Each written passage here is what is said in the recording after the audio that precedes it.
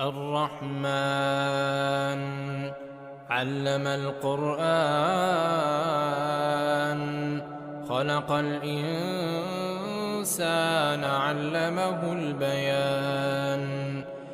الشمس والقمر بحسبان والنجم والشجر يسجدان والسماء رفعها ووضع الميزان ألا تطغوا في الميزان وأقيموا الوزن بالقسط ولا تخسروا الميزان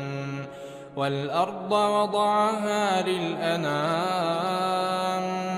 فيها فاكهة والنخل ذات الأكمام والحب ذو العصف والريحان فبأي آلاء ربكما تكذبان خلق الإنسان من صلصال كالفخار وخلق الجان من